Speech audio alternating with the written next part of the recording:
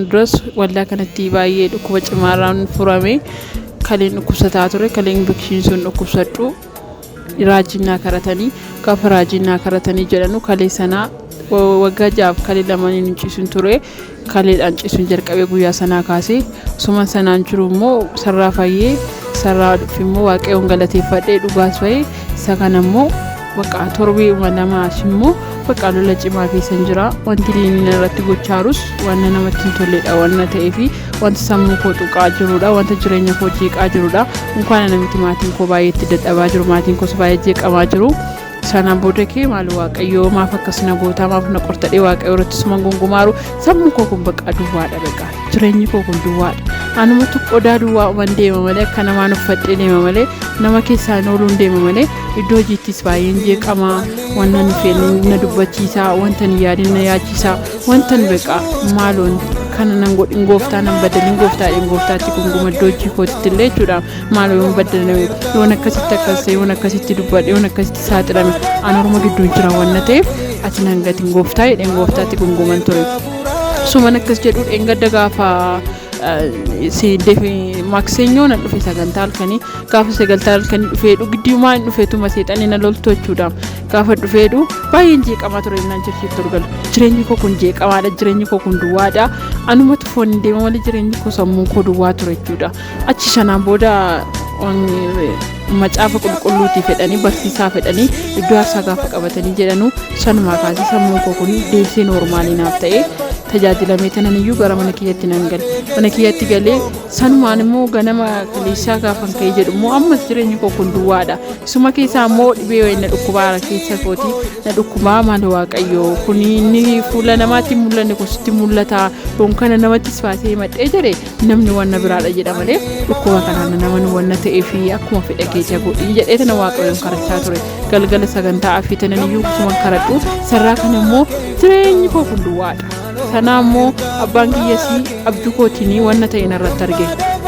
abbaan koo kuni fuula isaatii badeedhu yoo arga fuulli isaa kun maaf na jalaa badaa abbaan koo kuni maaf akkas na jalaa ta'a fuulli isaa kun maaf kasala na jalaa ta'a maaf na jalaa gurraachaa jedha sanaan booda kee abbaan kee gatii iddoo durii hin jirreedhaa fi kanaafiyyuu jireenyi isaaf hin malu abbaan kee hin bada kanaan booda abbaan kee akka kaleessaas hin taattee neegini akka kaleessaas hin taattee yaadin abbaan kee akka kaleessaan ta'u inni kanaan booda jireenyi isaa badaadha naan jedha abdii koo kana keessa eenyuttuun himanne kanas jechuudha wanna gaarii gaafa nabdoodhu sumatti ni madha abbaa koon jedha abduu kooti waan akkas akkasiin argee jedhe akkam abjuun kun jedheen isatti madha wanna ofii kooti abdoodha jechuudha garuu sagana wannan tolleedha wanna ta'eef eenyuttuun himanne waaqayyo duwwaatti ni madhee dhiise maaliif tun kun ta'a waaqayyo maaliif malkii isaa jalqabaatti naanafu maaf akkasina jalaa badabbaan koo jedhee tananiyyuu waaqayyotti gungumee waaqayyoon kadhataa ture chisanumarraa kan ka'e sagantaa kana sanamma dhufu kanaan jireenyi koo kun jeeqamaadha beekaa sammuu koo kun duwwaadha sammuu koo kun humtuu nan jiru beekaa humtuu isumarratti iyyuu dhukkubsataa dhufe akkasin jedhe waaqayyoon jedhe hin beekta rakkinan keessaa hin beekta lolan keessaa wanta itti milkaa'uu dadhabee taaffadhees naa ta'uu didaaru kanas hin beektu wanta harka namaatiin na jalaa qabameen itti dhiphataaru kanas hin beektu kan namaan argita kan koo maaf hin argitu dhibee koo immoo maaf hin argitu maafan rakkadha maafan yaadda adeema anoor yoo tokko keessa yaadda'an ta'a iddoo hojii kootiraa yaadda'an ta'a gaafan ciisu yaadda'an ciisa maalan ta'a maalan dubbadha jedhee sammuu koo kanaaf yaadda'a sammuun koo kun duwwaa ta'eera akka nama yoo sammuu koo guutuu goote maal ta'a jedhee waaqayyotti gungumaa dhufe jechuudha achi sanaan booda kee gaafan dhufee as safara kana geedu sagantaan gara xumuraatti deemaara waaqayyoon jedhe saatiin dhumes hin jettu saatii dheeraas hin jettu hin argita taanaan waa'ee koo argi siif hin danda'ama taanaan sitti mul'ata taanaan waa'een koo argi jireenyi koo kun duwwaadha jireenyi koo kun baay'ee lolamaa jira baay'een foonittis baay'ee lolamaa jira wanna ta'eefi gaafa sammuu koo kana ilaalu sammuun koos gatii baay'ee duwwaa ta'eefi gatiin of sodaataaruu fi waaqayyo saatiin dhumes hin jettu saatiin dheeraas hin jettu ati dhibee nama arguudhaaf ati siif hin danda'ama wanti hunduu waa'ee koo kana waan tokko naa jettu malee arra deebi'ee qabuun qabuun jedhee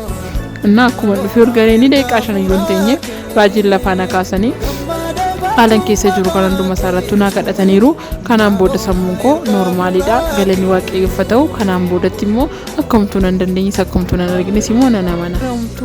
jiru sammuu kiyya keessa humtuun jiru sammuun koo noormaaliidha amma sanumarratti yoo harmi kiyya sila baay'ee na dhukkubaa ture bakka gaafa deemullee qabsadeen ajjadha riifadheen ajjadhu maaliif hin socho'u waan ta'eef yoo socho'e gatii na dhukkuba bachuudhaaf sanumayyuu amma daqiiqaa kana kaasee nagaa argadheeramman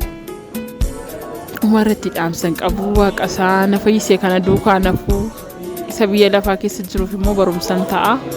kana malee dhaamsan qabu yesuusin duukaa bu'u malee homtuu hin jiru. Anko Jigaayoo Wallaxaan jedhama dhaloonni koo Wallagga Bahaati Horroo Guduruudha. Kana waaqeffa uumama kan yesuus asuma saametidha. Kallee koo kana dhukkubaa mataa koo kana minciniina luka kana dhukkubaa ciisuu hin danda'u kanaani ofuma taa'uutti otoo isaan kadhatanii dubachaa wanna sagantaa jambaran akkuma naga dhiisee dubdi kun duubaan na guba ture kuma narraa deeme immoo bade narraa ticha kallee koo kanarraa ticha luka kanarraa daa'ima kana ticha kun akka qoraatti na nyaata ture qoraatti na nyaata ture narra tureera natti deddeebi'a kalleen koo kun natti deddeebi'a rafuu hin danda'u. Waaqayyo na fayyiseera waaqayyo waan guddaa naaf godheeras daa'ima koo immoo lolaa jira waaqayyo immoo fayyisaa nu daawwaleetu amma fayyara naan jedhu waaqayyo immoo na hiikeera inni jiraataadha hakiimii deeminaa jedhu namoonni baay'een hakiimiin deemana kiristoos maan eega dharka waaqayyo jedheen jige waaqayyo immoo hin beeku yoo namoonni wajjin deemnanna namni laalaa sirriitti kaatu dinaa qomuma koo iyyaafachaa dhufees waaqayyo na fayyiseera waaqayyoon guddaan galateeffadha waaqayyo jabaadha inni na waame immoo amanamaadha waaqayyo isaan nan galateeffadha waaqayyo guddaa galateeffama jabaadhanni amanamaadhanni nan ganne waaqayyo toon isatti bu'u toon isa waan ma'uu yaa waaqayyo nan du'a alakoorraan du'a alakoo inni kan kenna yaa waaqayyo hin beektaw firri koo nagateera lammiin koo nagateera obbolaan koo nagataniiru firri koo nagataniiru yesus ati nan gate yaa waaqayyo alakoo inni kan kenna jedhan ture waaqayyoon waaqayyo immoo na fayyiseera luba na baaseera waaqayyo nan galateeffadha. Waaqayyo haa eebbifamu inni guddaadha inni jabaadha namni lafa kanatti dhufee akka fayyu dhugaas nan ba'a yeroo qabu immoo fidee dhufeeni asitti namni akka fayyu nan godha waaqayyo na gargaareera waaqayyo hundumaa danda'a inni danda'aadha kan asini hin dandeenye kan doktoroon hin dandeenye na keessaa buqqiseera jechuun maqaan isaa eebbifamu. Kan inni irraa dhufee wanti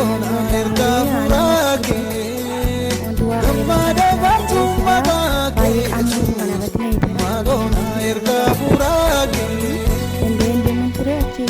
namni jiru ishee mana tara dubbachistuu waajjira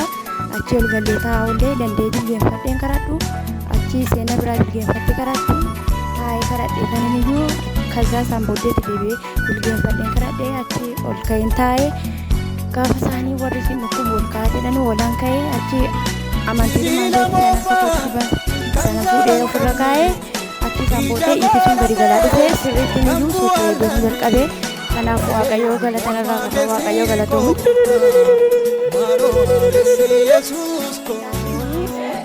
Lafa kanaaf qabu lafa kana fayyina jira fayyina dhugaa jira raajii keenya immoo waaqayyo isaanii. Maqaan koo Malkaamuu jedhama. Kanan dhufe asuma boolee lammiidha.